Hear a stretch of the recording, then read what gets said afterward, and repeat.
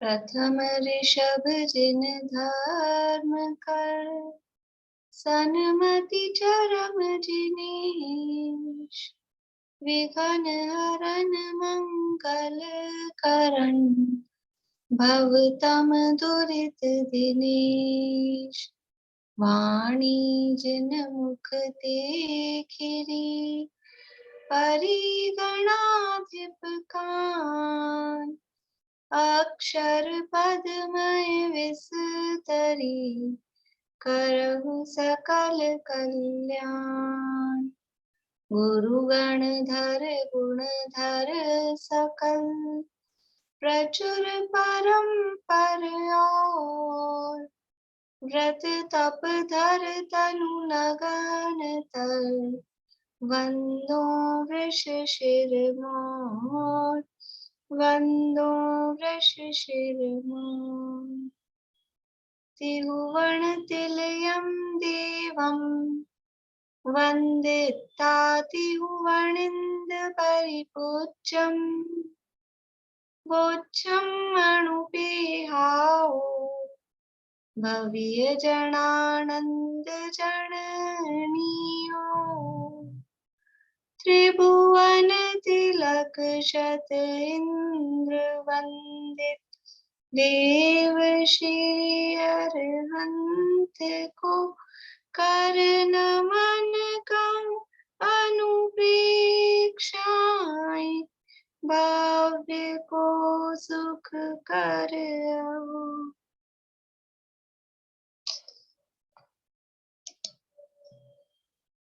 गाथाएं सुनानी है किसी को?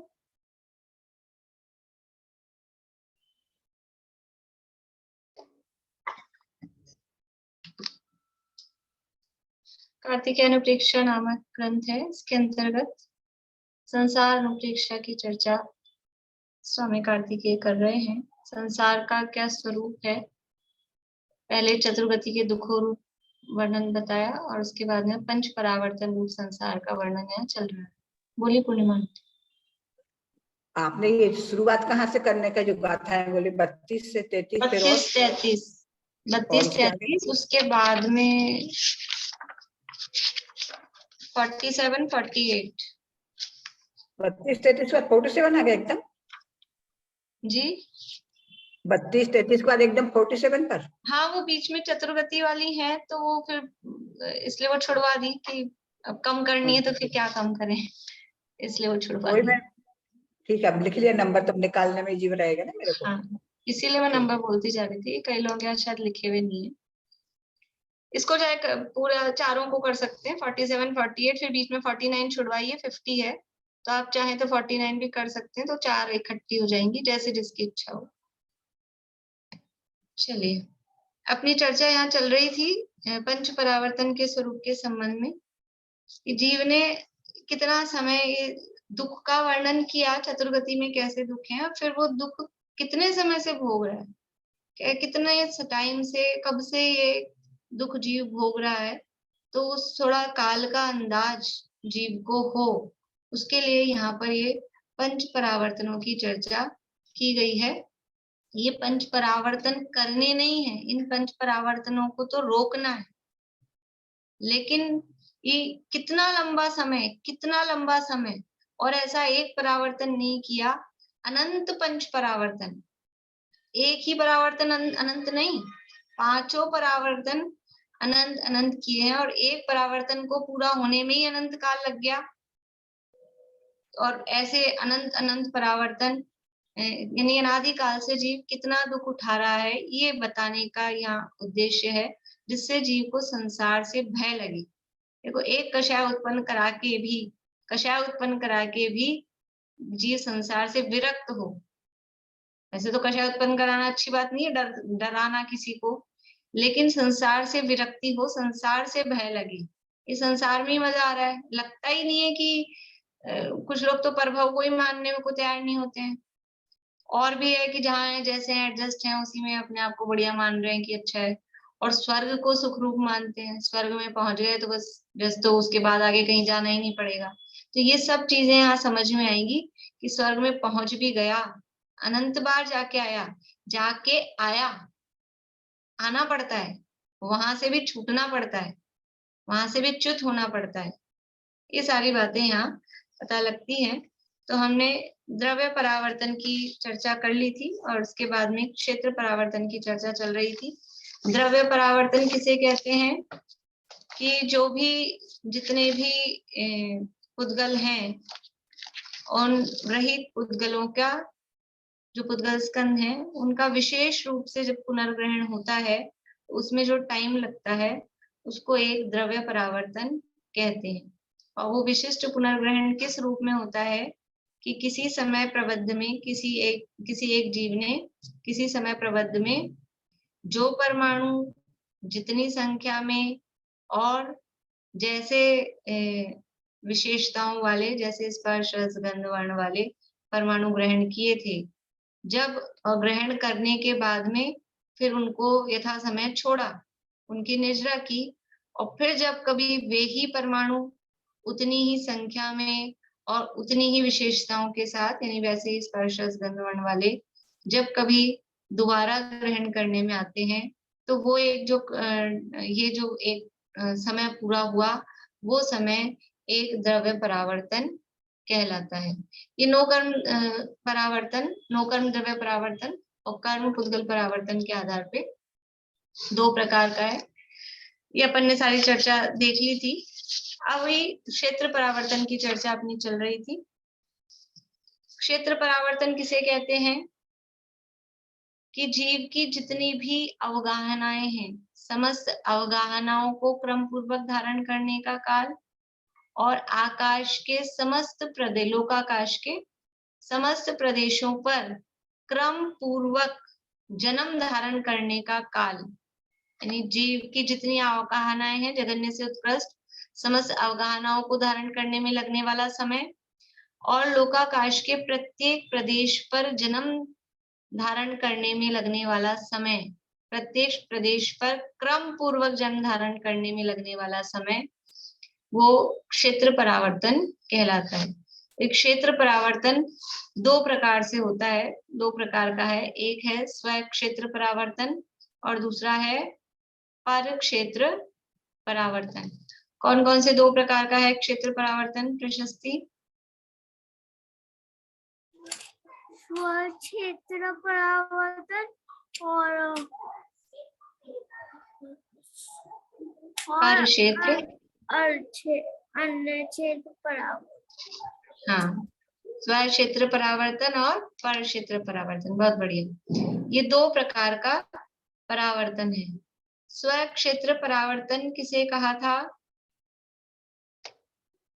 स्व क्षेत्र परावर्तन किसे कहते हैं?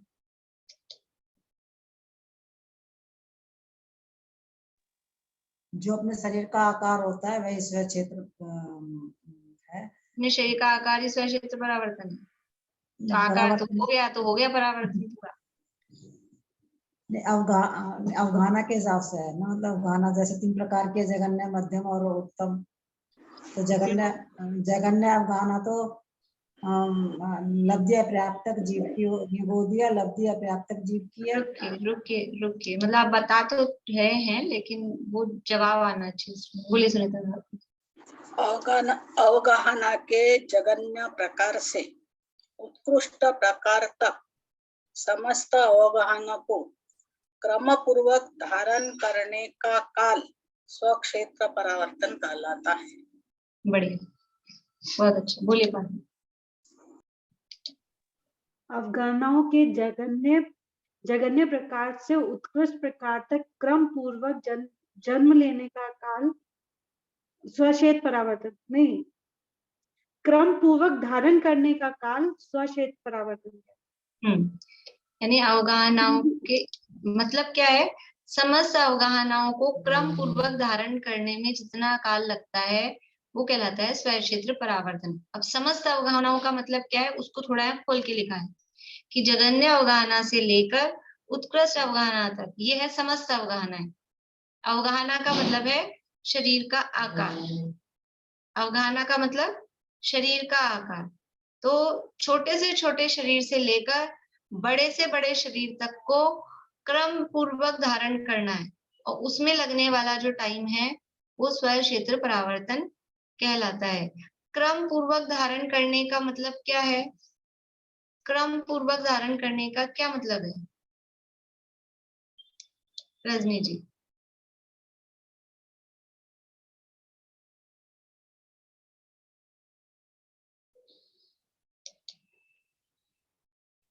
जैसे कोई जीव सबसे जघन्य अवगाहना को प्राप्त करके जन्म लेगा, फिर वहां अपनी आयु पूर्ण करेगा, करके मरेगा। उसके बाद फिर एक प्रदेश अधिक, जितनी अवगाहना थी उससे एक प्रदेश अधिक में वापस से उस अवगाहना में, मतलब एक प्रदेश अधिक अवगाहना में जन्म लेगा और वहां वापस आयु पूर्ण करेगा।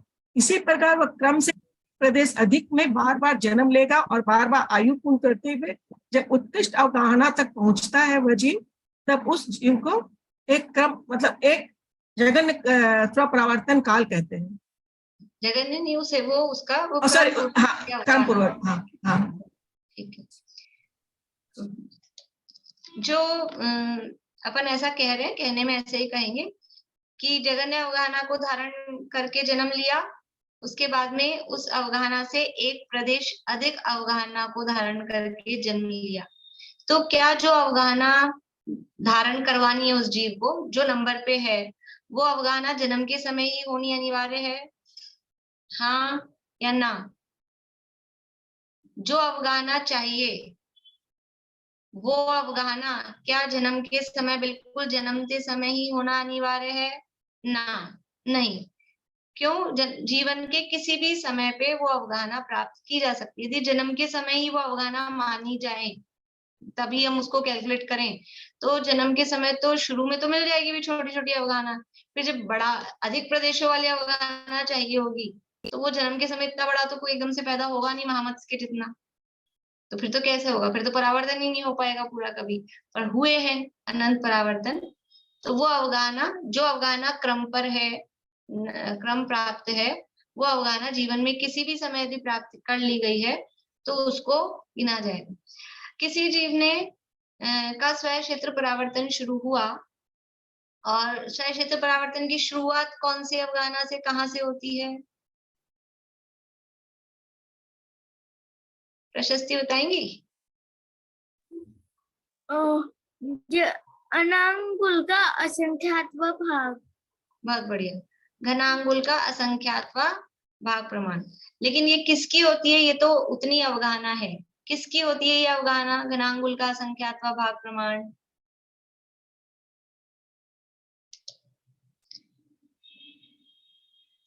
निशा जी। सूक्ष्म निगोती और लब्धि अपर्याप्तक की। बहुत बढ़िया, सूक्ष्म निगोदिया लब्धि अपर्याप्तक जीव की ये सबसे जघन्य अवगाहना होती है, घनांगुल का असंख्यात्वा भाग। तो वो जो उसकी अवगाहना है वो जन्मते समय ही होती है सबसे पहले, जैसे ही जन्म लिया जन्मते समय उसकी अवगाहना हो जाती है? नहीं होती है, सब मना कर रहे हैं। तो कब होती है? बोले वर्षा जी। ऋजु गति से जन्म लेने पर तीसरे समय पे।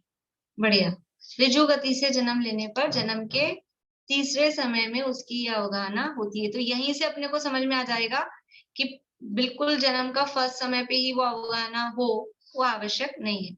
अब ये जीव ये अवगाहना धारण करके, मतलब ये अवगाहना इस जीवन में उसको मिल गई, अब क्या इसी जीवन में वो उससे नेक्स्ट एक प्रदेश अधिक वाली अवगाहना प्राप्त कर सकता है? नहीं कर सकता है। क्यों नहीं कर सकता है? क्योंकि अवगाहना जब भी बढ़ेगी तो 3 डायमेंशन में बढ़ेगी, तो एक प्रदेश अधिक वाली अवगाहना प्राप्त नहीं कर सकेगा। अब उसको अगले, इस भाव पूरा हुआ, मर गया, अगले भाव में समझ लीजिए कि वो घनांगुल का संख्यात्वा भाग थी ना अभी, तो अब उसकी हो गई, ये पहले नंबर की थी घनांगुल का संख्यात्वा भाग, और महामत्स्य वाली अपन ने मान ली 100 नंबर की है। तो अब उसको 55 नंबर वाली अवगाहना अगले भाव में मिल गई। 55 नंबर पे जो साई जाता है वो अवगाहना उसको अगले भाव में मिल गई। तो क्या उस अवगाहना को गिन लेंगे? नहीं, वो अवगाहना नहीं गिनी जाएगी। फिर उससे अगले भाव में उसको 47 नंबर वाली अवगाहना मिल गई, वो भी नहीं गिनेंगे। फिर उससे अगले भाव में उसको 23 नंबर की मिल गई, अच्छा 3 नंबर वाली अवगाहना मिल गई उससे उससे अगले भाव में, तो भी नहीं गिने, यानी बीच में कितनी ही दूसरी दूसरी अवगाहनाएं वो धारण करेगा तो उसको अभी गिना नहीं जाएगा। टाइम तो बीतता जा रहा है, टाइम तो बीतता ही जा रहा है ना, लेकिन वो गिना नहीं जाएगा। और कोई लगभग समझ लो 12-15 भाव बाद फिर उसको वो 2 नंबर वाली अवगाहना मिली, एक प्रदेश अधिक वाली, तब वो फिर गिनती में आएगा। फिर वहां जीवन पूरा हुआ, फिर उसको अलग अलग अवगाहनाएं मिली, टाइम बीतता जा रहा है लेकिन वो गिनती में नहीं आएगा। फिर जब कभी उसको 3 नंबर वाली अवगाहना मिलेगी तब वो फिर गिनती में आएगा। इस तरह से क्रम पूर्वक एक एक प्रदेश बढ़ाते हुए महामत्स्य तक की अवगाहना तक पहुंचना है। वो जो जगन्य अवगाहना है, तो जो ऋजुगति से मान लीजिए जो पहले समय हमारा जो भी हमारा साइज है वो सबसे छोटा नहीं है? नहीं ना, उस दिन भी 2-3 बार हो गया था ये प्रश्न, पहले समय में नहीं होता है, नहीं होता है। शास्त्र के आधार पे मान लीजिए, वो तो शास्त्र के आधार पे ही मानना पड़ेगा, अपन ने तो देखा नहीं है।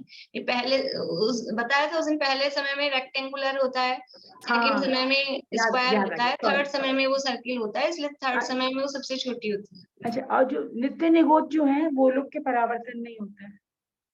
वो लोग के परावर्तन नहीं होते हैं?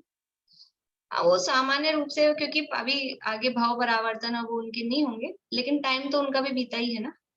जितना टाइम अनादिकाल से संसार में है, तो हमने पंच परावर्तन किए, तो टाइम तो वो भी संसार में तो है ही ना, इस हिसाब से तो उनका भी टाइम तो उतना ही बीता है। हाँ, लेकिन भाव परावर्तन और भाव परावर्तन के अंतर्गत वो सारी चीजें जो कंडीशंस हैं वो सारी उनकी पूरी नहीं हो पाती, इस हिसाब से कहते हैं उनके पंच नहीं हुए, लेकिन टाइम तो बीता ही। तो ये क्लियर है आप लोगों को स्वयं क्षेत्र परावर्तन। अब आगे बढ़ते हैं अपन पर क्षेत्र परावर्तन। बोलिए अनिता जी। पॉइंट लिखवा दीजिए ना एक बार ठीक से हम लोग को, ये वाला पॉइंट पॉइंट कौन सा?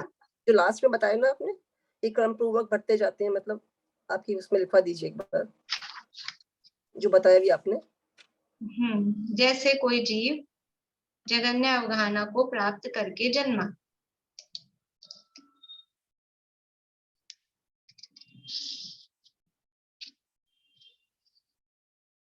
ऐसा करिए, आपको समझ में तो आ गया ना,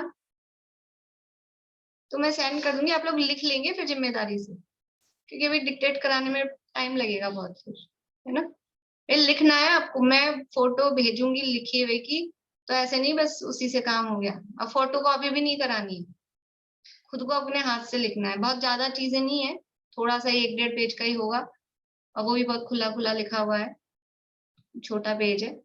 तो आप लिखना अपने हाथ से, लिखने से क्या होगा, खुद को भी विषय आधे से ज्यादा समझ आ जाएगा, याद भी हो जाएगा, इसलिए अपने हाथ से लिखना। देखिए है पर क्षेत्र परावर्तन। पर क्षेत्र परावर्तन किसे कहते हैं, इसकी परिभाषा लिख लीजिए। लोकाकाश के समस्त प्रदेशों पर, लोकाकाश के समस्त प्रदेशों पर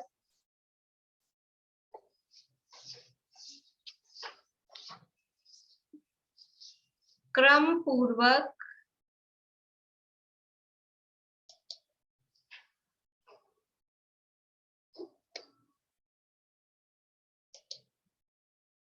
जन्म धारण करने का काल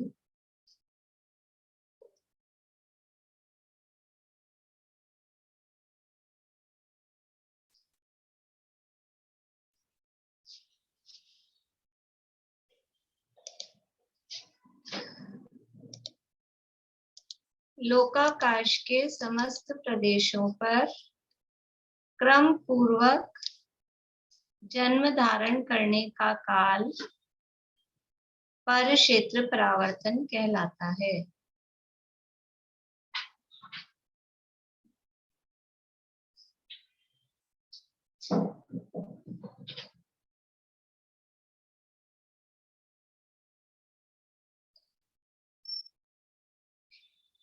अभी क्या है, लोकाकाश क्या होता है,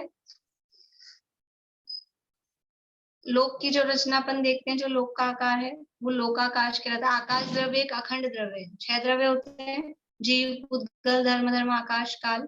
उसमें से आकाश द्रव्य एक अखंड द्रव्य है और उस आकाश द्रव्य के जितने एरिया में बाकी के 5 और द्रव्य पाए जाते हैं, जीव, उद्गल, धर्म, अधर्म और काल, ये पांचों द्रव्य जितने आकाश के एरिया में पाए जाते हैं, उतने आकाश के एरिया को, उतने हिस्से को लोकाकाश कहते हैं। आकाश द्रव्य किसे कहते हैं? आकाश द्रव्य किसे कहते हैं? अभी भी तुरंत हाथ खड़े नहीं होते, सोच रहे हैं। आकाश द्रव्य किसे कहते हैं? बोलिए अलका जी। आकाश द्रव्य में जहाँ संपूर्ण लोक मतलब लोकाकाश और अलोकाकाश दोनों को एकत्र मतलब एक साथ जो रहता है उसको एक आकाश कहते हैं। नहीं, बोलिए अनिता जी। समस्त द्रव्य पाए जाए, पांचों द्रव्य पाए जाए। नहीं, आकाश द्रव्य किसे कहते हैं? सुमन जी। पांचों द्रव्यों के स्थान ग्रहण करने की जो जगह है उसे आकाश, मतलब वो स्थान देता है बाकी द्रव्यों। हाँ, सब द्रव्यों को रहने के लिए जो निमित्त होता है, जो सब द्रव्यों को रहने के लिए स्थान देता है मतलब निमित्त होता है, उसे आकाश द्रव्य कहते हैं। जो द्रव्य सब द्रव्यों के रहने में या उनको जगह देने में, एक ही बात है, शब्द अलग अलग है, निमित्त होता है, उसे आकाश द्रव्य कहते हैं। ठीक है, अब हम तो पहुंच गए एमए में, हमें फर्स्ट की चीजें नहीं आए। इसलिए मैं कहती हूँ कुछ चीजें याद होनी चाहिए। ऐसे अपन बगले झांक रहे थे सब लोग, परिभाषा पूछी तो 1-2 हाथ थे जो तुरंत खड़े हो गए। क्या थे? बोलिए भारती आंटी, क्या हुआ? इसमें आलोकाकाश का नहीं आया ना। आकाश द्रव्य तो पूरा लोक आलोक दोनों है, अखंड है। एक तो आकाश तो सब द्रव्यों को रहने के लिए जगह दे रहा है ना सब। आकाश में नहीं, आलोकाकाश में तो द्रव्य नहीं है ना, वहां मत हो नहीं है तो वो क्या करे?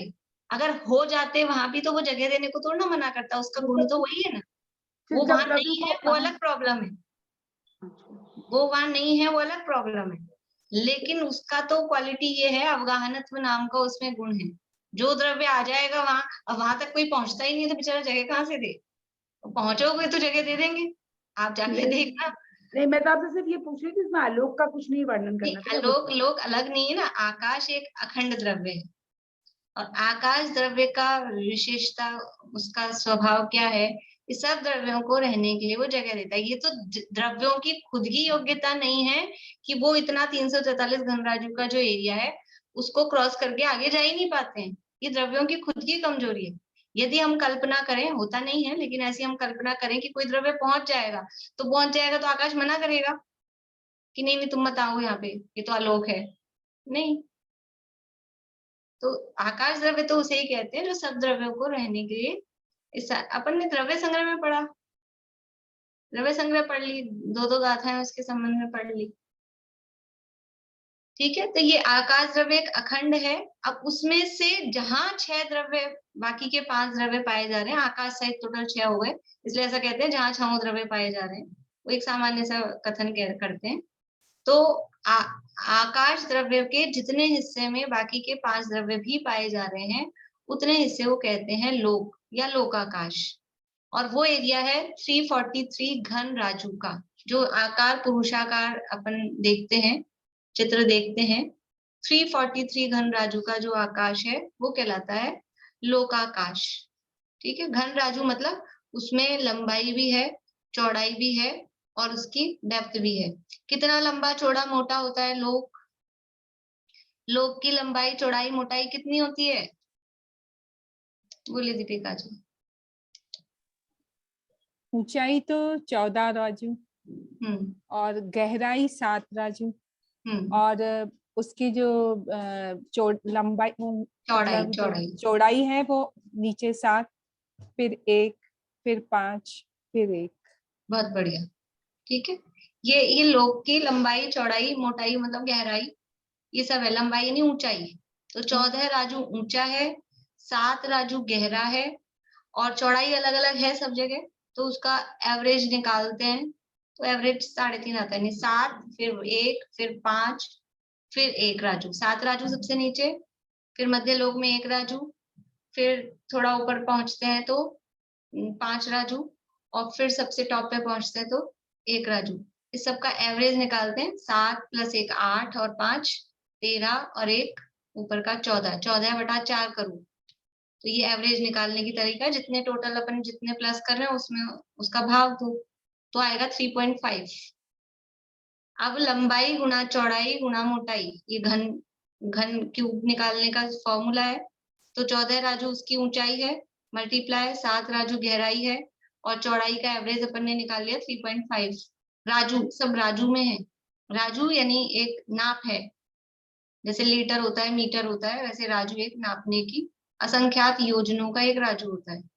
तो 14/7/3.5 ये करेंगे तो 343 घन राजू ये लोक का घनफल निकल के आएगा। बोलिए मैम, जो 5 राजू वो ऊर्ध्व लोक का माना जाएगा ना? क्या? 5 राजू जो चौड़ाई है वो ऊर्ध्व लोक का माना जाएगा ना? ऊर्ध्व लोक में है, लेकिन ऊर्ध्व लोक की पूरी हर जगह 5 राजू नहीं है, ऊर्ध्व लोक में आती है 5 राजू की। जैसे 1 राजू तो मध्य लोक का हो गया, वो तो मध्य लोक तो ऐसा इसलिए कह देंगे तो 5 राजू ब्रह्मलोक, ब्रह्म स्वर्ग, 5वें स्वर्ग के पास पहुंच के आती है। और फिर सिद्ध शिला का फिर 1 राजू माना जाएगा, सिद्धालय। तो ये जो लोकाकाश है, ये लोकाकाश है 343 घन राजू का लोकाकाश है। और इसमें प्रदेश कितने हैं? प्रदेश का मतलब है आकाश का कितना एरिया उसको घेरता है, उतने उसके प्रदेश कहे जाते हैं। आकाश का कितना एरिया, यानी आकाश की जो यूनिट है, आकाश की जो यूनिट है क्षेत्र, आकाश मतलब क्षेत्र की यूनिट को क्या कहते हैं? क्षेत्र की यूनिट को क्या कहते हैं? बोली विनीता आंटी। प्रदेश। प्रदेश। क्षेत्र की यूनिट को प्रदेश कहते हैं। द्रव्य की यूनिट को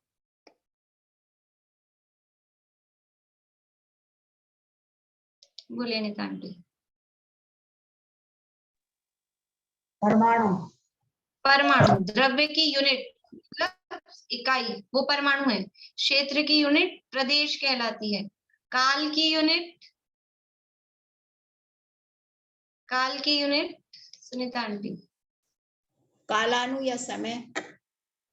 काल की यूनिट कालाणु कहलाएगी। कालाणु या समय एक नहीं है। एक काल क्या होगा? जवाब एक बताइए दोनों में से। एक समय। हाँ, कालाणु तो द्रव्य की यूनिट में चला जाएगा, अणु है ना वो तो। काल की यूनिट है एक समय, और भाव की यूनिट अविभागी प्रतिच्छेद। अविभागी प्रतिच्छेद। भाव की यूनिट होती है अविभागी प्रतिच्छेद। तो क्षेत्र की यूनिट को प्रदेश कहते हैं। तो एक क्षेत्र यानी एक यूनिट, फिर 2 यूनिट, 3 यूनिट, 4 यूनिट, 5 यूनिट, तो यानी एक जीव या आकाश, लोकाकाश वो कितनी यूनिट ग्रहण कर रहा है आकाश की? असंख्यात। 343 घन राजू तो उसका एरिया है, क्षेत्रफल है। लेकिन एक जैसे आपको थोड़ा सा भाव वासन हो ना वो यूनिट का, प्रदेश का, अपने को भाव वासन नहीं होता। जैसे कि 100 रुपया, 100 रुपया हमने बोला, 100 रुपये का मतलब क्या है? पुराने जमाने में ऐसे बोलते थे 101 रुपये है, मेरे पास 101 रुपये है। 101 रुपये का मतलब जो इंडिया की करेंसी है ना, इंडिया की करेंसी उसकी यूनिट है रुपया। तो 1 रुपया एक बार, 1 रुपया 2 बार, 1 रुपया 3 बार, 1 रुपया 4 बार, ऐसा 1 रुपया 100 बार होता है, तब वो 100 रुपया बनता है। समझ में आ रहा है? 100 रुपया का मतलब क्या है? उसमें रुपया एक वो यूनिट है करेंसी की, वो हमने 100 बार मिलाई है, तब जाके वो अपने को तो एक नोट दिखता है, लेकिन वास्तव में क्या है? कहीं भी बच्चों को सिखाते हैं, बच्चों को पढ़ाते हैं देशों की करेंसी, तो इंडिया की करेंसी क्या सिखाते हैं? रुपया।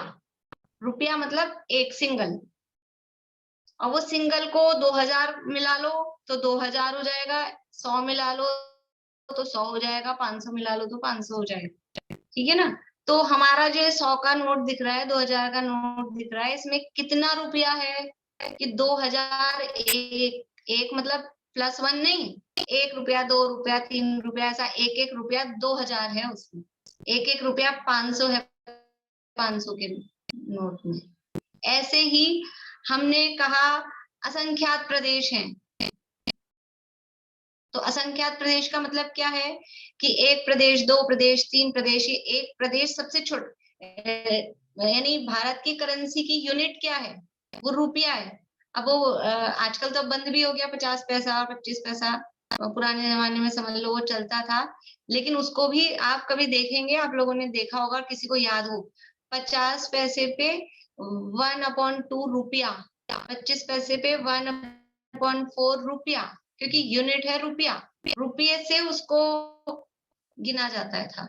अब वो बनाई थी चलाने के लिए, अब तो वो सब बंदी हो गए लगभग। तो ऐसे ही ये कितने प्रदेश हैं जीव में, प्रदेश का मतलब है क्षेत्र की यूनिट, तो कितने क्षेत्र को ऑक्युपाई कर रहा है, कितना क्षेत्र घेर रहा है, तो असंख्यात प्रदेश। तो 1, 2, 3, 4 ऐसे करके असंख्यात आकाश की जो यूनिट है, असंख्यात यूनिट मिली, उसको कहेंगे वो एक लोकाकाश है। मैंने अभी जीव बोल दिया था, लेकिन वो जीव के भी उतने ही, वो लोकाकाश के उतने प्रदेश है। समझ में आई कुछ लोगों को, सबको तो नहीं आई होगी, कुछ लोगों को बात समझ में आई। यूनिट प्रदेश को समझाने के लिए मैंने ये बात कही, कैसे प्रदेश है। तो लोकाकाश के जो प्रदेश है, असंख्यात प्रदेश हैं। अब उन असंख्यात प्रदेशों पर, हर प्रदेश पर जन्म धारण करना, और उसमें कैसे करना, वही क्रम पूर्वक। ये पूरे परावर्तनों में क्रम बहुत महत्वपूर्ण है। पुद्गल परावर्तन में भी एक क्रम था ना, जो परमाणु जितनी संख्या में, जैसे स्पर्श गंध वर्ण वाले की, उसका एक क्रम था, एक उसकी व्यवस्था थी। ऐसे ही यहाँ क्षेत्र परावर्तन में भी क्रम पूर्वक अवगाहना धारण की, तो वो नंबर बाय नंबर। अभी जन्म लेना है किसी जीव को लोकाकाश के हर प्रदेश पर जन्म धारण करना है, और उसमें जो टाइम लगेगा वो पर क्षेत्र मतलब ये तो स्वयं क्षेत्र था, अपनी अवगाहना से संबंधित था जीव की, खुद की शरीर की, और अब आकाश के प्रदेशों पर जन्म धारण कराना है, तो वो आकाश पर द्रव्य हो गया, दूसरा हो गया, तो वो पर क्षेत्र परावर्तन के अंतर्गत उसको लिया है। तो लोकाकाश के प्रत्येक प्रदेश पर क्रम पूर्वक जन्म धारण करने का काल पर क्षेत्र परावर्तन कहलाता है। अभी कैसे काउंट होगा, कैसे शुरू करना है, तो शुरू होता है जो लोक के मध्य के 8 प्रदेश हैं। लोक है, पूरा लोक है 343 घन राजू का, और जो ये 343 घन राजू, ये जो संख्या है, ये संख्या है इवन नंबर, मतलब सम संख्या है। ठीक है, 343 सम संख्या होती है क्या, सम विषम इवन ऑड आता है आप लोगों को। 343 सम संख्या है क्या, नहीं है, मना कर रहे हैं। अच्छा, 5 सम संख्या है क्या, 5 नहीं है, मना कर रहे हैं। और 5000 कैसी संख्या है, सम संख्या है कि विषम संख्या है, सम संख्या है। 5000, 5 तो विषम थी और 5000 सम है, बोलिए ऐसा ही है ना, 5 तो विषम है, ऑड है, और 5000 सम है। ऐसे ही 343 विषम दिख रही है, लेकिन हमारे पास संख्या 343 नहीं है, 343 घन राजू, घन है उसके साथ में, तो उसके आगे समझ लो बहुत सारी जीरो होंगी, उदाहरण के लिए, मतलब जीरो नहीं एग्जैक्टली, लेकिन समझने के लिए, तो वो सम संख्या है, इतना समझ लेना। ठीक है, लोक के जो प्रदेशों की संख्या है वो इवन नंबर में है, सम संख्या में है। तो अब कोई सम संख्या वाला जो कोई सम संख्या है, उसका सेंटर निकालना है।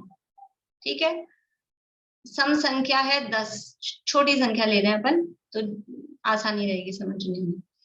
10 है एक सम संख्या, 10 का सेंटर क्या होगा, 10 का सेंटर नंबर बताना है, बीच वाला नंबर 10 है, 10 का बीच वाला नंबर बताना है। कौन कौन है यहाँ गणितज्ञ के? तो सब वीडियो बंद करके बैठे हैं घबरा के। बोलिए सुमन जी। 5 और 6 के बीच में जो नंबर होगा वो बीच वाला। 5 और 6 के बीच में कौन सा नंबर होगा? हमारे यहाँ टुकड़े नहीं होंगे। 5 है, 5 के बाद 6, टुकड़े करने की व्यवस्था नहीं है, वो यूनिट है, इकाई है, उसके टुकड़ा नहीं होएगा। अच्छा ठीक है, लेकिन आप नजदीक हैं। जो लोग जवाब दे रहे हैं वो सही जवाब देना चाह रहे हैं, मैं ऐसा समझ रही हूँ। 10 के बीच का अपन सामान्य रूप से क्या समझते हैं? 10 का सेंटर क्या है तो झट सब बोल देते हैं 5। 1 मिनट में तो यही आता है ना। लेकिन 10 का सेंटर अगर अपन, आप समझे 10 उंगलियां हैं, है ना, तो 5 को सेंटर बनाया, ये 5वां, इधर से चालू करा तो ये 5वां है, तो इधर तो बचे 4 और इधर बचे 5, सेंटर कहाँ हुआ? सेंटर का मतलब ये होता है इधर भी बराबर बचे, इधर भी बराबर बचे, तब सेंटर होता ना। तो 10 का सेंटर क्या होगा कि ये दोनों सेंटर होंगे, 5 भी और 6 भी, तब इधर भी 4 बच रहा है, इधर भी 4 बच रहा है। समझ में आ रहा है? सेंटर का मतलब है बीच वाली संख्या निकालनी, और बीच वाली संख्या मतलब इस साइड भी बराबर बचे, उस साइड भी बराबर बचे। तो 10 एक सम संख्या है, सिंगल लाइन वाली, ये सिंगल लाइन वाली है, इसका सेंटर 2 आए अपने पास। अब एक 10 ऐसे और एक 10 ऐसे, यानी इसमें लंबाई और चौड़ाई जो स्क्वायर होता है उसका सेंटर निकालना पड़ेगा। तो 2 इधर के आएंगे, 2 उधर के आएंगे। अब मैं ज्यादा गणित नहीं करा रही हूँ, क्योंकि जिन लोगों को मतलब उदास हो रहे हैं कुछ लोग गणित के संबंध में, तो आप समझ लीजिए जो 2 डायमेंशन में होगी चीज, जिसमें लंबाई भी और चौड़ाई भी होगी, तो उसके सेंटर 4 आएंगे सम संख्या की। जैसे सिंगल लंबाई वाली संख्या के सेंटर 2 आए, 2 आई ना अभी अपनी उंगलियां, तो ऐसे जिसमें ये तो लंबाई है अकेला, ऐसे भी 10 फैलाओ तो उसके सेंटर के 4 आएंगे। अब अपने पास संख्या है ये घन यानी क्यूब में, तो इसमें लंबाई भी है, चौड़ाई भी है, गहराई या मोटाई भी है, ऊंचाई जो भी बोलो, तो इसके सेंटर जो निकलेंगे, इसके सेंटर 8 निकलेंगे। ठीक है, जिनको गणित आती है, गणित में रुचि है, उनको समझ में आ रहा है वो करके भी देख लेंगे, और जिनको नहीं आ रही वो मेरे पे विश्वास कर लें, जिनवाणी पे विश्वास कर लें कि जो सम संख्या होती है और वो घनाकार रूप में होती है। अपने बच्चों से पूछ ले घर में, अगर बच्चे पढ़ते हो मैथ्स वगैरह, कि कोई भी 3 डायमेंशन में, यानी जिसमें लंबाई चौड़ाई मोटाई होगी, तो उसका अगर हम सेंटर निकालेंगे तो वो एक प्रदेश नहीं निकलेगा, 1 नहीं निकलेगा, 2 भी नहीं निकलेंगे, 8 निकलेंगे। ठीक है, तो लोकाकाश के जितने प्रदेश हैं, असंख्यात प्रदेश, वो सम संख्या में है, 343 घन राजू, वो सम संख्या में है। तो लोकाकाश के सेंटर के प्रदेश कितने निकलेंगे? 8 निकलेंगे। ठीक है, लोकाकाश के सेंटर के 8 प्रदेश हैं। लेकिन अब समस्या ये है, लोकाकाश का सेंटर कहाँ है? लोक का सेंटर कहाँ है? सुमेरु पर्वत, क्योंकि सुमेरु पर्वत अपन ने जब 3 लोक की रचना पढ़ी थी तो हमने बात पढ़ी थी उसमें कि लोक के विभाजन का आधार ये सुमेरु पर्वत है, ये मध्य में है, इसके ऊपर ऊर्ध्वलोक, उसके नीचे अधोलोक। तो सुमेरु पर्वत तो बहुत बड़ा है, 1 लाख योजन का। कौन से वाले 8 प्रदेश, कहाँ के 8 प्रदेश लेने हैं? तो सुमेरु पर्वत की जो जड़ है, सुमेरु पर्वत ऊपर तो है 99,000 योजन, और उसकी जड़ है नीचे इस अपने चित्रा पृथ्वी में जहां हम रहते हैं, इसके नीचे 1000 योजन की उसकी जड़ है। तो वहां जहां उसकी जड़ है, उस सुमेरु पर्वत के बीच में, वहां पर उसके 8 प्रदेश, वो लोक का सेंटर है। ठीक है, तो वो जो लोक का सेंटर है, वहां पर अपनी आत्मा, देखो जीव के जितने प्रदेश थे, एक जीव के प्रदेश हैं, संख्या में कितने हैं? असंख्यात। और पूरे लोकाकाश के प्रदेश कितने हैं? असंख्यात। और जीव के प्रदेश कितने असंख्यात हैं कि लोकाकाश के जितने असंख्यात प्रदेश हैं, एग्जैक्टली बिल्कुल सेम टू सेम उतने ही असंख्यात प्रदेश जीव के हैं। जैसे ये मान लीजिए ये लोक है, ये लोक जितने एरिया में आ रहा है, और ये एक जीव है, पूरा फैल गया ये जीव, तो ये जीव इस पर पूरा ऐसा सेट होगा, क्योंकि एक जीव के जितने, अभी इसको मैंने, अभी जीव की क्या स्थिति है? अभी जीव ऐसे है तो इसमें छोटा दिख रहा है, अभी वो सिकड़ा हुआ है, शरीर प्रमाण है वर्तमान में, तो वो छोटा दिखता है। लेकिन कभी कभी जीव फैल जाता है समुद्रघात, केवली समुद्रघात के काल में। तो वो जब फैल जाता है तो लोक के एक एक प्रदेश पर इस जीव का पूरा एक एक प्रदेश ऐसे बराबर मैच हो जाता है, सेट हो जाता है। तो जितना लोक का आकार है उतना ही जीव का आकार है। तो जहां लोक का सेंटर आएगा वहीं जीव का भी सेंटर आएगा। ठीक है ना, समझ में आ रही बात भाई? क्योंकि दोनों एकदम सेम है, तो जहां इसका सेंटर आएगा वहीं इसका सेंटर आएगा। तो लोकाकाश के मध्य के जो 8 प्रदेश हैं वो सुमेरु पर्वत के नीचे उसकी जड़ में, वहां पर कोई जीव अपनी आत्मा के 8 प्रदेश जो सेंटर के हैं, उसके भी सेंटर के होंगे, आत्मा के भी प्रदेश उतने ही है, लोक प्रमाण घनाकार, तो उसके भी 8 प्रदेश होंगे सेंटर के। तो वहां पर अपनी आत्मा के 8 प्रदेश रख कर, अब 8 प्रदेश यहाँ सेंटर में रखे, वो तो आकार इतना बड़ा नहीं होगा जन्म का, तो अब मैं दिखाने के लिए आपको ऐसा रख दूं, ये सेंटर में रखा और जो उसका आकार हुआ जो भी कोई, वहां वो जन्मे।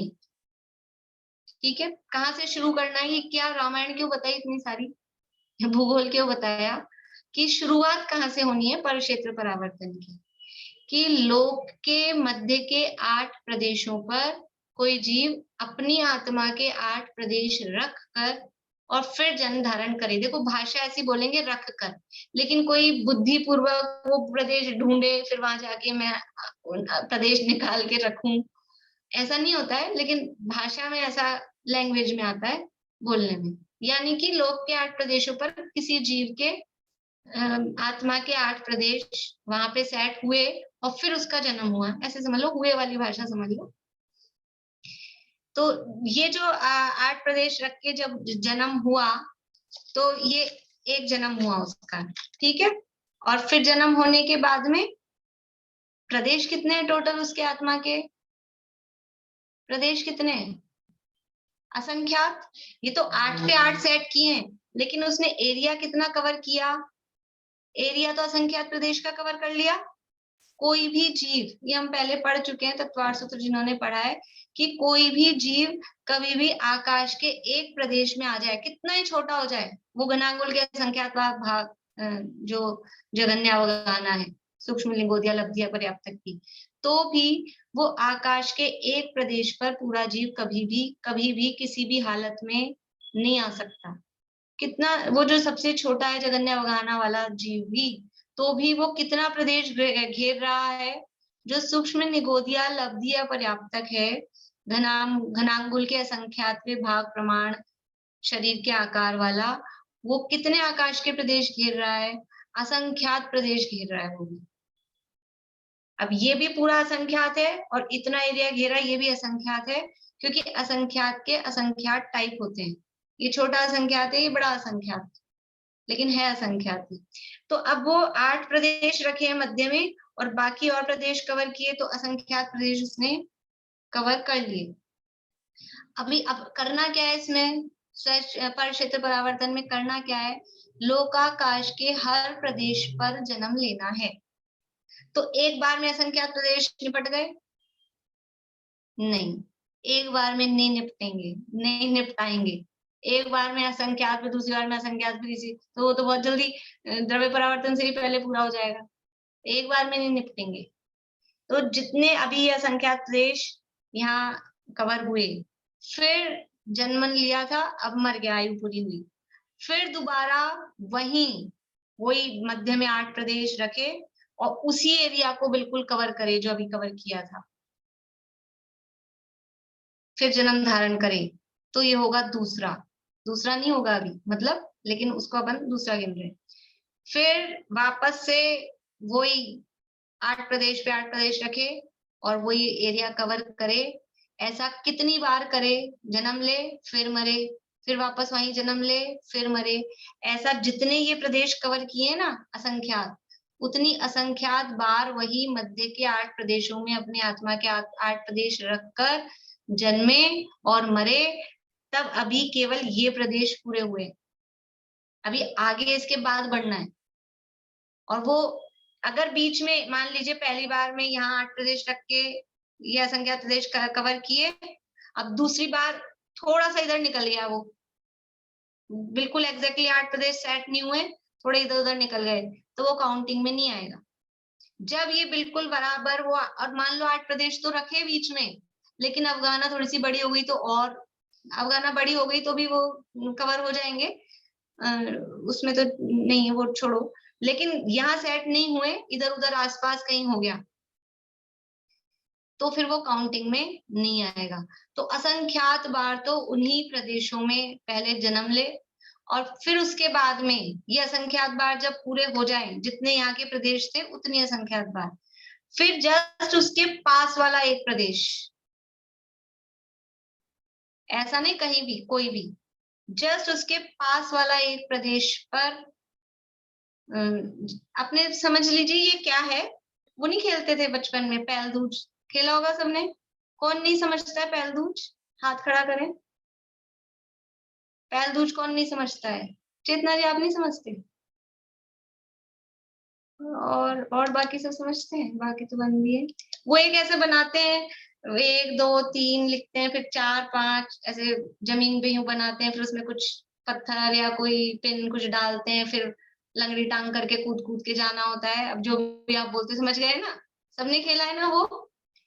तो उसमें क्या करना पड़ता है, पहले हमको 1 नंबर पे डालना है ना, उसके बाद में अपना 2 नंबर पे डालना है, 2 की जगह 3 पे आ गया अपना वो जो पत्थर था, तो माना जाता है क्या? आउट। क्रम पूर्वक डालना होता है। पूर्णिमा आंटी, आपने नहीं खेला क्या? आप उदास से दिख रहे हो। सबने खेला होगा बचपन में, सबने खेला होगा। तो वो क्रम पूर्वक डालना होता है ना। अब मान लो आप अपने रूल बना लो, कोई बिना क्रम वाला मान लो, वो नहीं, हमारा तो रूल यही है कि 1 पे डाला, उसके बाद में 2 पे आना चाहिए। आपका कहीं 6 7 पे पहुंच गया तो नहीं माना जाएगा। तो ऐसा ही इसमें होना है कि जिस प्रदेश पे जन्म लिया उसके जस्ट नेक्स्ट वाला प्रदेश कवर होना चाहिए। नेक्स्ट वाला प्रदेश कवर करके जन्म लेगा तो काउंटिंग में आएगा, नहीं तो आपने और कहीं कहीं डाले, चांस गई, काउंटिंग में नहीं आएगा। समय तो गया आपका, चांस गई, समय बीतता जाता है, लेकिन काउंटिंग में नहीं आता है। अब आप बताओ कितना आसान है, कितना आसान है। एक प्रदेश आगे बढ़ा के जन्म लिया, फिर उसके बाद में मर गया, फिर उसके बाद में उसके पास वाला एक प्रदेश आगे कवर करके जन्म लेना है। आसान है? कितना टाइम लगेगा? एक एक प्रदेश बढ़ा बढ़ा के क्रम से बढ़ाना है। कहीं का भी कोई भी प्रदेश पे जन्म हो गया वो काउंटिंग में नहीं आएगा, क्रम से बढ़ाना है। हाँ, इतना जरूर है कि इसमें अवगाहना की बाउंडेशन नहीं।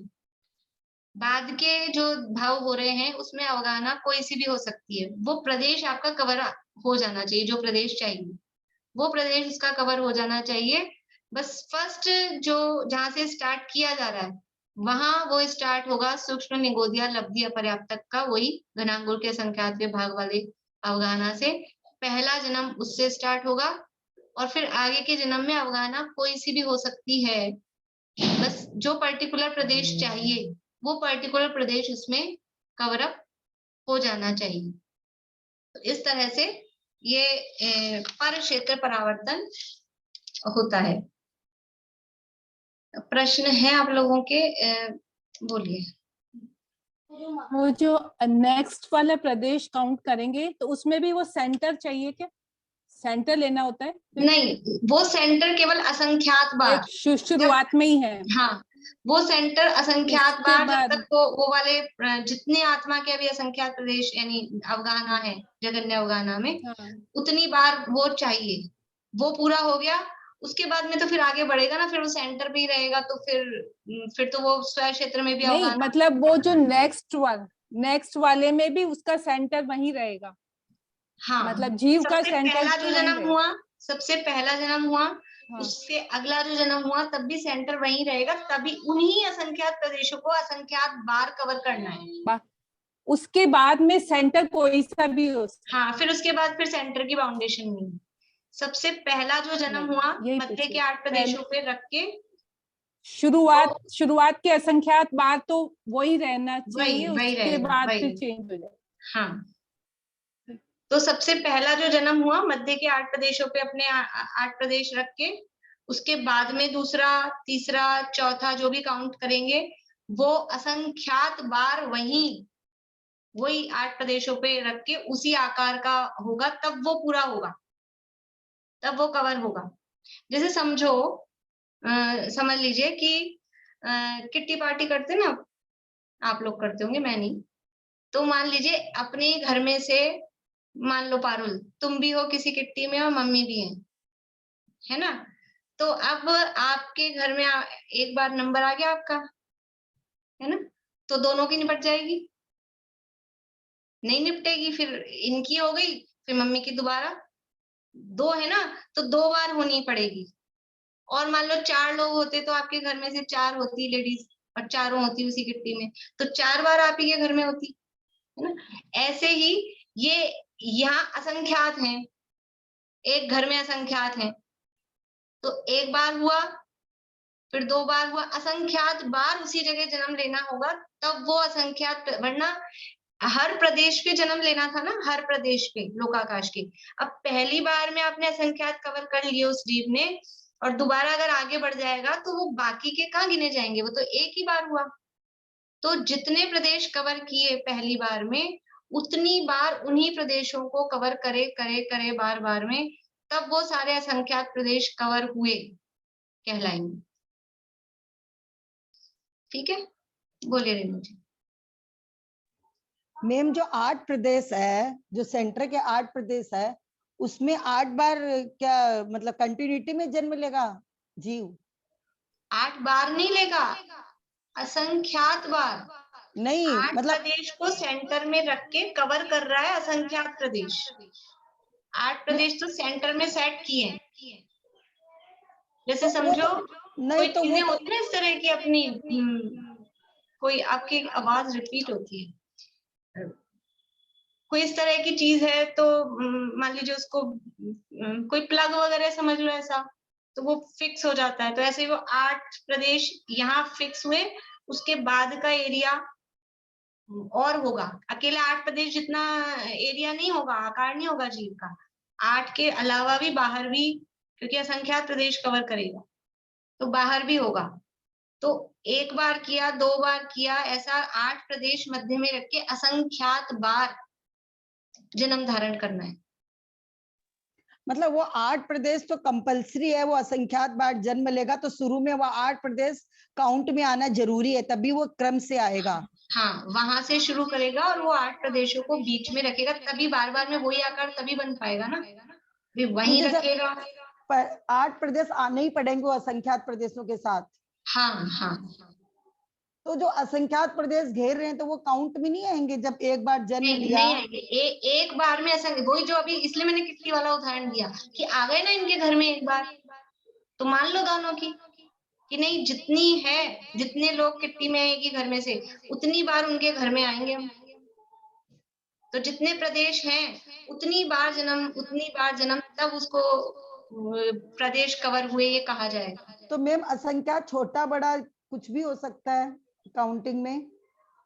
वो कौन सा असंख्यात होगा? मैंने कहा ना, जो ये आकार है ना घनांगुल का असंख्यातवा भाग प्रमाण, जो उसकी अवगाहना है, उसमें जितने असंख्यात प्रदेश है उतनी असंख्यात बार जन्म लेना। बहुत टफ है मैम। देखो, करने में तो कुछ टफ नहीं, किए ही अनादिकाल से चल ही रहा है, सुनने समझने में टफ लग रहा है, करते जा रहे हैं, करने में क्या है, जन्म मरण होता जा रहा है। ये टफ क्या है? काल टफ, कितना लंबा समय, ये टफ ऐसा लगना चाहिए कि हमने कितना समय ये और ऐसे ऐसे भाव किए, कहाँ कहाँ नहीं जन्मे इसमें, मतलब ये क्षेत्र ये बता रहा है ना कहाँ कहाँ नहीं जन्मे, सुमेरु के नीचे जाके, जड़ में उसकी, वहां जाके भी। बोलो पारुल। तो भाभी यहाँ तो निगोदिया जी भी होंगे। हाँ, ये तो निगोदिया के, ये जो बनेंगे ना ये वाले भाव, वो निगोदिया के ही बनेंगे, शुरू वाले तो ये, क्योंकि कोई तो मनुष्य थे तो वहां देवनाथ की, तो वो शुरू वाले तो यही बनेंगे, फिर बाद वाले भाव फिर किसी के भी हो सकते हैं। तो जैसे पहले हमने जगन्य घनांगुल का असंख्यात वाला वो जन्म लिया, सबसे छोटे हमने नहीं लिया, किसी जीव ने लिया, किसी जीव ने लिया। हाँ। तो उसके बाद उसकी वही अवगाहना जरूरी नहीं है ना, फिर वो नहीं है जरूरी, बड़ा भी हो सकता है, जगह भी बदल सकती है। देखो, बड़ा हो जाए तो उसमें कोई दिक्कत नहीं है, वो उतने प्रदेश तो कवर हो ही जाने चाहिए। बड़ा हो जाए तो कोई बात नहीं, पर वो जितने अभी अपने को उसको चाहिए असंख्यात प्रदेश, उतने तो कवर हो जाना चाहिए, और वहां सेंटर में होने चाहिए। लेकिन वो फिर वो मुश्किल होता है, मतलब वो तो सेम टू सेम वही बने तभी जाके बैठती है साथ। अच्छा, बड़ा हो जैसे जाएगा तो फिर वो सेंटर भी खिसक जाएगा उसका कहीं ना कहीं से। बोलिए वर्षा। ये सम्यक दर्शन जब प्राप्त हो जाता है तो अपने बोलते ना कि उसका अर्थ पुद्गल परावर्तन ही रहा, तो यही पुद्गल परावर्तन की बात होती है यहाँ पर जो नहीं, पुद्गल परावर्तन अपन पढ़ के आए ना, नो कर्म पुद्गल हाँ, वो परावर्तन। आगे जो पहले द्रव्य वाला जो पढ़ा उसमें हाँ, वो अर्ध पुद्गल परावर्तन है। ये तो फिर क्षेत्र परावर्तन तो होगा ही नहीं। सम्यक दर्शन होने के बाद में वही पुद्गल परावर्तन का ही आधा उतना ही समय रह जाता है। तो क्षेत्र परावर्तन तो पुद्गल परावर्तन में जितना समय, अभी अपन ये पूरा देखेंगे ना, कल पूरा करेंगे इसको, तो जितना टाइम उस द्रव्य परावर्तन में लगा, उससे अनंत गुना ज्यादा टाइम इसमें लगने वाला है, क्योंकि स्व क्षेत्र, फिर पर क्षेत्र, और कितने प्रदेश आकाश की सब कवर होना बहुत मुश्किल है। बाद में जैसे वही उदाहरण समझो, पैलदूज वाला शुरू में तो जल्दी हो जाता है, 1 नंबर 2 नंबर 3 नंबर, अब उसमें तो खाली 8 तक ही बनाते हैं, इसलिए इतनी दिक्कत नहीं है। लेकिन फिर भी बाद वाले में आउट हो जाता है, जल्दी नहीं बन पाता है। और कल और दूसरा उदाहरण लेके बात करेंगे, अभी समय अपना हो गया है। चलो, जिनवाणी स्तुति बोलेंगे, कोई याद हुई? दीपिका जी याद है?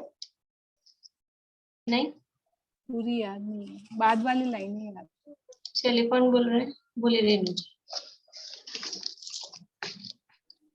सांची तो गंगा ये वीतरागवाणी, अविच्छिन्न धारा निज धर्म की कहानी, जामे अति ही विमल गाध ज्ञान पानी, जहाँ नहीं संशय आदि पंख की निशानी।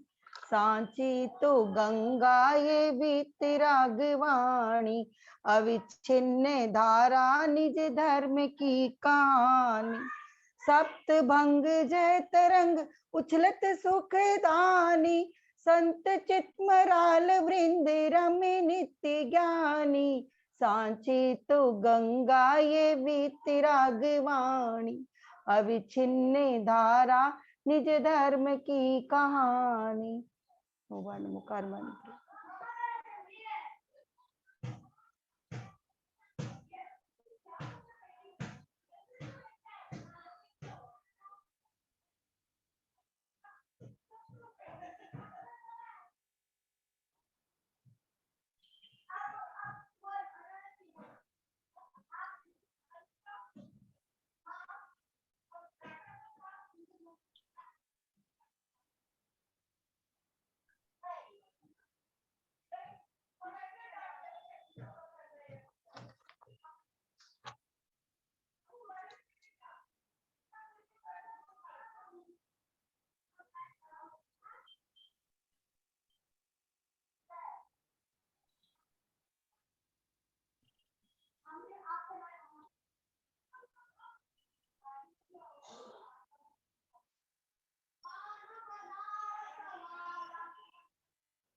जय हो द्वार शिवानी माता की, जय श्री